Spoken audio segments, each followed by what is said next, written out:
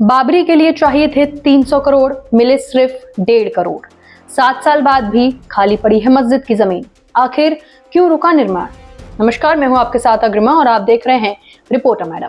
साल 2019 supreme court का वो ऐतिहासिक फैसला जिसने दशकों पुराने राम जन्मभूमि बाबरी मस्जिद विवाद का कानूनी अंत कर दिया।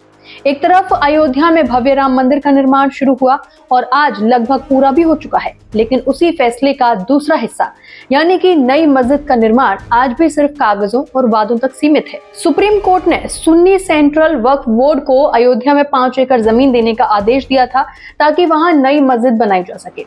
इसके लिए अयोध्या से लगभग 25 किलोमीटर दूर धन्नीपुर गांव में जमीन आवंटित भी की गई। उस समय कहा गया था कि यहाँ सिर्फ मस्जिद ही नहीं बनेगी बल्कि आधुनिक अस्पताल, मेडिकल कॉलेज, लाइब्रेरी, म्यूजियम और सामुदायिक सुविधाएं भी विकसित की जाएंगी। लेकिन 7 साल बीत जाने के बाद भी वहां एक ईंट तक नहीं रखी गई है। आज उस जमीन पर न कोई निर्माण कार्य चल रहा है, न मशीनें दिखाई देती हैं और न ही मजदूर। चारों ओर तारबंदी है, बीच में घास उग गई है और गांव के बच्चे उसी खाली मैदान में क्रिकेट खेलते हुए नजर आते हैं। ये तस्वीर कई लोगों के मन में सवाल खड़ा करती है कि आखिर 7 साल बाद भी मस्जिद का निर्माण क्यों शुरू नहीं हो पाया।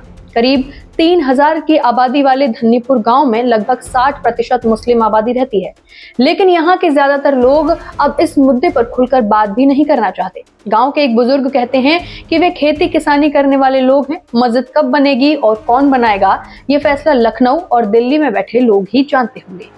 उनका कहना है कि वे इस विवाद से दूर रहना चाहते हैं। मस्जिद की जमीन के सामने रहने वाले माजिद खान बताते हैं कि जब सुप्रीम कोर्ट का फैसला आया था तो गांव में खुशी का माहौल था। लोगों को उम्मीद थी कि मस्जिद के साथ अस्पताल और मेडिकल सुविधाएं भी मिलेंगी।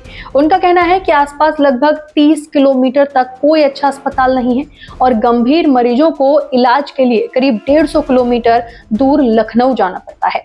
अगर ये परियोजना पूरी हो जाती तो गांव के लोगों को इलाज, रोजगार और बच्चों को बेहतर शिक्षा जैसी सुविधाएं मिल सकती थी, लेकिन आज तक कुछ भी नहीं हुआ, सब कागजों में है। अब सबसे बड़ा सवाल यही है कि आखिर निर्माण क्यों रोका? सबसे पहली वजह है कि फंड की भारी कमी। सुप्रीम कोर्ट के फैसले के बाद इंडो इस्लामिक कल्चरल फाउंडेशन का गठन किया गया। लोगों से अपील की गई कि वे मस्जिद और उससे जुड़ी सुविधाओं के निर्माण के लिए आर्थिक सहयोग करें। शुरुआत में लोगों का उत्साह भी देखने को मिला। लखनऊ विश्वविद्यालय के प्रोफेसर रोहित श्रीवास्तव ने 21,000 रुपए का पहला चंदा भी दिया। कई लोगों ने सहयोग किया, लेकिन धीरे धीरे दान आना लगभग बंद हो गया। फाउंडेशन के चेयरमैन जुफर अहमद फारूकी के मुताबिक देखा जाए तो इस पूरे प्रोजेक्ट के लिए लगभग 300 करोड़ रुपए की जरूरत थी, लेकिन 5 साल में केवल करीब 1.5 करोड़ रुपए ही जुट पाए हैं। इतनी राशि में भव्य मस्जिद और अस्पताल जैसी परियोजना बनना संभव नहीं है। अब ट्रस्ट का कहना है कि पहले करीब 5 करोड़ रुपए जुटाकर छोटी मस्जिद का निर्माण शुरू करने की योजना बनाई जा रही है। पहले चंदा देने वाले प्रोफेसर रोहित श्रीवास्तव भी निराश हैं। उनका कहना है कि जिस उद्देश्य से उन्होंने दान दिया था, आज तक उस पर कोई काम शुरू नहीं हुआ। वे जब भी राम मंदिर के दर्शन के लिए अयोध्या जाते हैं तो धन्नीपुर भी जाते हैं और हर बार उन्हें वही खाली जमीन दिखाई देती है, ना कोई अस्पताल, ना ही कोई मस्जिद। दूसरी बड़ी वजह बताई जा रही है कि लोगों का कम होता जुड़ा। जब मस्जिद की घोषणा हुई थी तब गांव और आसपास के इलाकों में पोस्टर लगाए गए थे जिन पर लिखा हुआ था कि मास्टरपीस इन मेकिंग, यानी एक शानदार मस्जिद बन रही है। लेकिन समय बीतने के साथ पोस्टर भी हट गए और लोगों की उम्मीदें भी फीकी पड़ गई। फाउंडेशन के चेयरमैन का कहना है कि उन्हें सबसे ज्यादा निराशा इस बात की है कि स्थानीय मुस्लिम समाज ने भी इस परियोजना में अपेक्षित रुचि नहीं दिखाई। वहीं पत्रकार अरशद खान का मानना है कि इसकी सबसे बड़ी वजह मस्जिद का स्थान है। उनका कहना है कि अगर जमीन अयोध्या शहर के प्रमुख हिस्से में मिलती तो लोगों का भावनात्मक जुड़ाव ज्यादा होता, लेकिन धन्नीपुर शहर से काफी दूर है। वहां पहुंचने के लिए पर्याप्त सड़क और बुनियादी सुविधाएं भी नहीं है। ऐसे में लोग नियमित रूप से वहां नमाज पढ़ने क्यों जाएंगे? तीसरी और सबसे महत्वपूर्ण वजह है सरकारी मंजूरियों का पूरा न होना। किसी भी बड़े सार्वजनिक निर्माण के लिए केवल जमीन मिल जाना ही काफी नहीं होता, कई विभागों से अनुमति लेना जरूरी होता है। सबसे पहले जमीन का लैंड यूज बदलना पड़ता है, क्योंकि पहले वो कृषि भूमि थी। उसके बाद प्रदूषण नियंत्रण विभाग, अग्निशमन विभाग, लोक निर्माण विभाग, नगर निगम और अन्य एजेंसियों से एनओसी यानी नो ऑब्जेक्शन सर्टिफिकेट लेना जरूरी होता है। अयोध्या डेवलपमेंट अथॉरिटी के अधिकारियों का कहना है कि मस्जिद कमेटी ने कई जरूरी एनओसी के लिए आवेदन ही नहीं किया। इसके अलावा डेवलपमेंट चार्ज के रूप में लगभग 1 करोड़ 22 लाख रुपए भी जमा नहीं किए गए।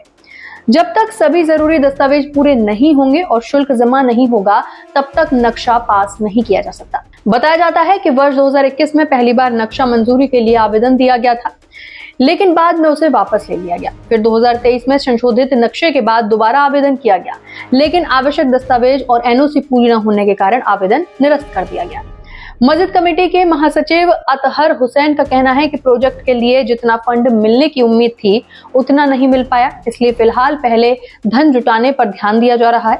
जब छोटी मस्जिद बनाने लायक राशि उपलब्ध हो जाएगी, तब नया नक्शा दोबारा मंजूरी के लिए भेजा जाएगा। इस पूरे मामले पर बाबरी मस्जिद केस के पक्षकार रहे इकबाल अंसारी ने भी सवाल उठाए हैं। उनका कहना है कि जमीन मिलने के बावजूद निर्माण कार्य आगे नहीं बढ़ पाया और इसके लिए ट्रस्ट की कार्यप्रणाली भी जिम्मेदार है। हालांकि मस्जिद कमेटी इन आरोपों से सहमत नहीं है। कमेटी का कहना है कि समय के साथ कई तरह की प्रशासनिक और वित्तीय कठिनाइयां सामने आई हैं, लेकिन परियोजना को छोड़ा नहीं गया है। उनका दावा है कि नए प्लान के साथ जल्द ही काम शुरू करने की कोशिश की जाएगी। अब सवाल ये है कि क्या धन्नीपुर की ये जमीन हमेशा यूं ही खाली पड़ी रहेगी? क्या यहाँ कभी मस्जिद, अस्पताल और म्यूजियम बन भी पाएंगे, या फिर ये परियोजना हमेशा अधूरी उम्मीदों की कहानी बनकर रह जाएगी?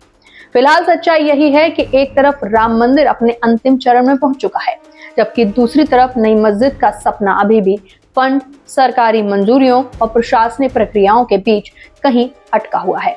अब देखना होगा कि आने वाले समय में ट्रस्ट अपने नए वादों को जमीन पर उतार पाता है, या फिर धन्नीपुर के लोग इसी तरह वर्षों तक खाली मैदान को देखते रह जाएंगे। इस पूरे मामले पर आपकी क्या राय है, हमें कमेंट सेक्शन में लिखकर जरूर बताइएगा कि क्या नई मस्जिद का निर्माण जल्द शुरू होना चाहिए। अपनी राय कमेंट में लिखना बिल्कुल ना भूलें और इसी के साथ बने रहें रिपोर्टर मैडम के साथ।